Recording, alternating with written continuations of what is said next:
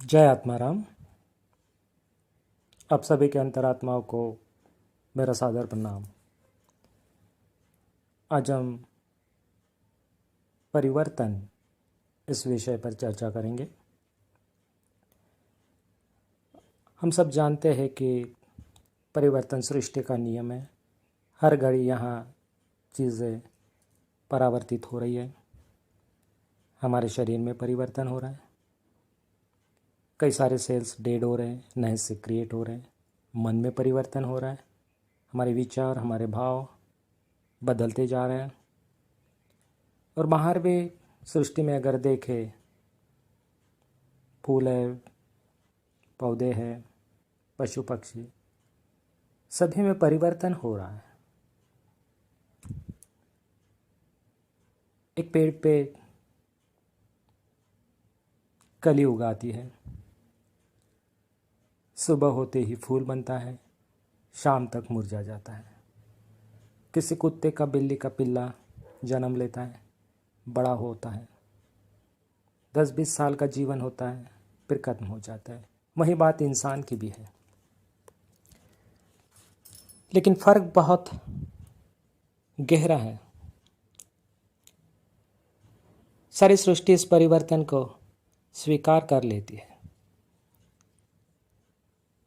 दुर्भाग्य की बात है कि इंसान इसको स्वीकार नहीं कर पाता, और यही कारण है कि इंसान इस जगत में बहुत दुखी है।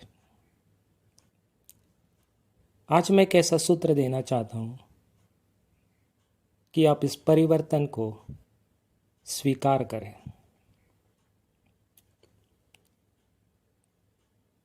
सबसे पहले देखना होगा कि परिवर्तन कहाँ हो रहा है। जहाँ हम देख रहे हैं वो स्थूल रूप में हो रहा है। कली है, फूल बन रहा है, ये सब हम स्थूल रूप में देख रहे हैं। लेकिन ये क्रिया यहाँ तक सीमित नहीं है। सूक्ष्म रूप में भी, सूक्ष्म स्तर पे भी कुछ क्रिया घटित हो रही है। ये तो सिर्फ एक बाहरी ढांचा है उस क्रिया का। जैसे एक उदाहरण के तौर पे देखेंगे कि वस्त्र बनाने वाली कोई मशीन है,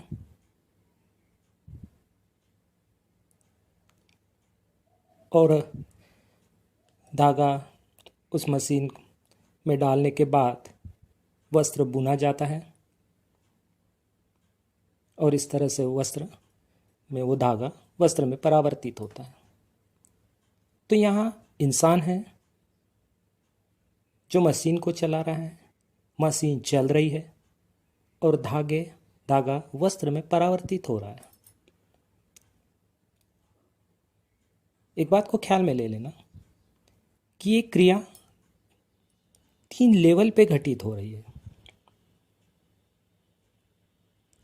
तो यहाँ परिवर्तन सिर्फ स्थूल रूप में जो हम देखते हैं तो धागे का वस्त्र में हो रहा है। मशीन परिवर्तन नहीं हो रहा मशीन के अंदर, या उस मशीन चलाने वाले इंसान में भी कोई परिवर्तन नहीं हो रहा।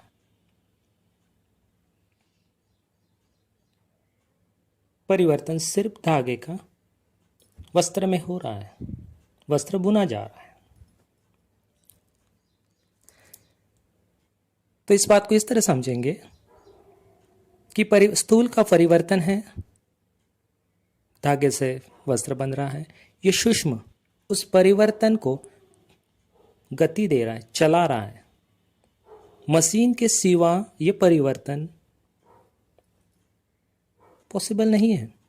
मशीन के द्वारा ही परिवर्तन होगा, धागे का वस्त्र बनेगा।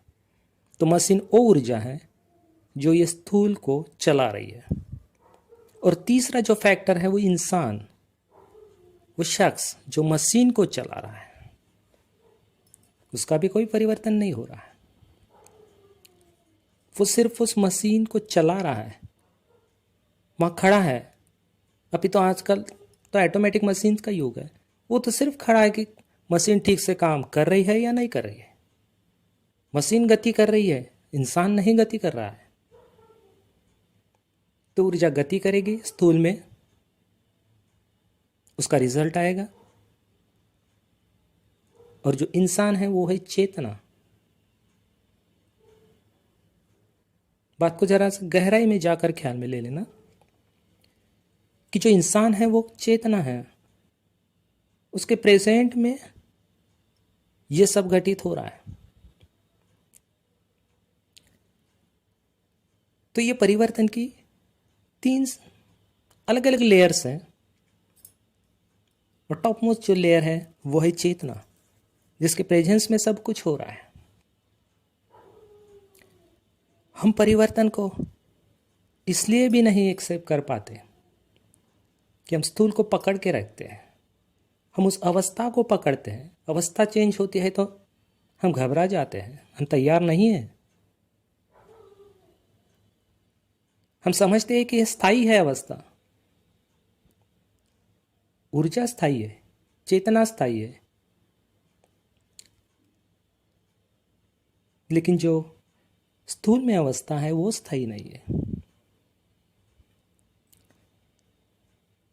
जैसे कि कोई भी आदमी नहीं चाहता कि वो बूढ़ा हो, वो चाहता है कि हर वक्त मैं जवान बना रहा हूँ। लाख कोशिश भी करता है इसके लिए। आज हम देख रहे हैं ज़माने में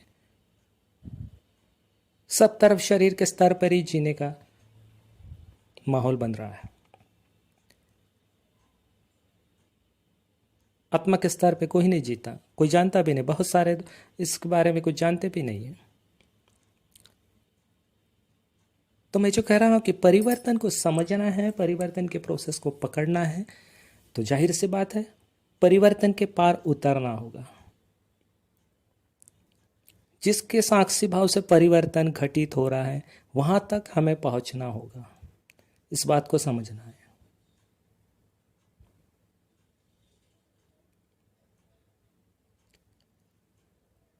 तो ये चेतना जो है वो परिवर्तन को एक स्पेस दे रही है, एक बेस प्रोवाइड कर रहा है। हर क्रिया को घटित होने के लिए स्पेस भी चाहिए और बेस भी चाहिए, हमारा विज्ञान कहता है। जैसे एक थाली में हमने दूध डाला, उसमें थोड़ा दही डाला, दही लगाने के लिए, और रात भर वैसे ही रहने दिया, तो सुबह दूध का दही बन जाएगा। लेकिन पात्र में कोई बदलाव नहीं आएगा, पात्र वैसे के वैसे ही रहेगा। तो पात्र ने स्पेस और बेस प्रोवाइड किया है, अवकाश दिया है उस परिवर्तन के लिए। पात्र वैसे के वैसे ही रहा। तो चेतना अवकाश देती है, स्पेस देती है, बेस देती है। तो वहां चेतना तक पहुंचने का अगर हमारा प्रयास रहा तो इस परिवर्तन को समझना और परिवर्तन से को स्वीकारना बहुत आसान हो जाएगा। यह हमारे जीवन का जो नियम है, सृष्टि का जो नियम है, तो हमें इसका स्वीकारना ही होगा। अगर हम इसका विरोध करते रहेंगे तो जीवन में जहर घुलता रहेगा।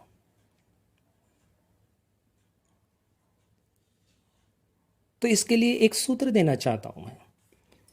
तो परम चेतना के प्रति समर्पण की भावना। समर्पण का मतलब समझो। समर्पण का मतलब है पूरी तरह समर्पित हो जाना। जो हो रहा है हमें स्वीकार है। तो चेतना के प्रति अगर समर्पण रहा तो विरोध का कोई भाव ही नहीं पैदा होगा।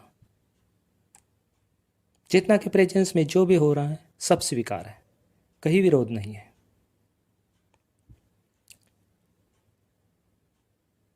हम बहुत बार देखते हैं कि पति पत्नी में झगड़े होते हैं, और झगड़ों के बावजूद, तान तनाव के बावजूद भी वो एक दूसरे के साथ रहते हैं। इसका मतलब ये नहीं कि दिखने को तो दिखता है कि साथ है, एक दूसरे को स्वीकार किया हुआ है। लेकिन सही बात यह होती है कि उनकी मजबूरी होती है।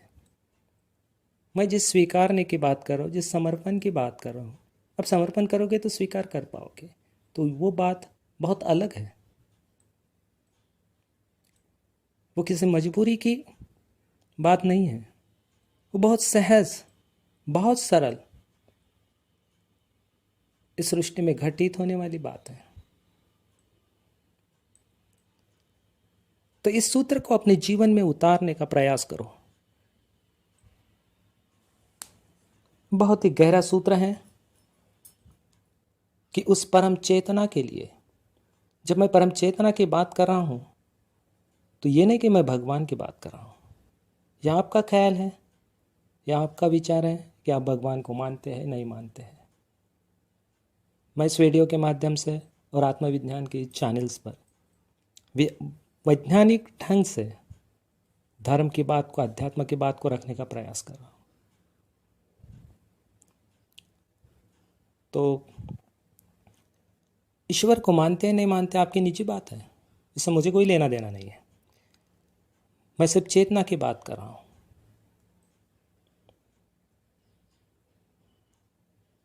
और उस चेतना का एहसास अगर अपने से कई मित्र पूछ सकते हैं कि चेतना है भी या नहीं है, तो एहसास करना है तो ध्यान की प्रोसेस सीखो, पता चल जाएंगे कि हमारे अंदर चेतना मौजूद है।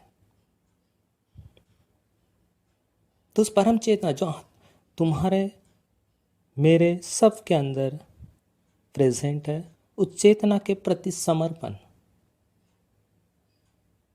यानी आप वहां खड़े होगे जो मशीन चलाने वाला शख्स खड़ा है, वो सब देख पाएगा कि धागा किस तरह मशीन में बुनता जा रहा है और वस्त्र बनता जा रहा है।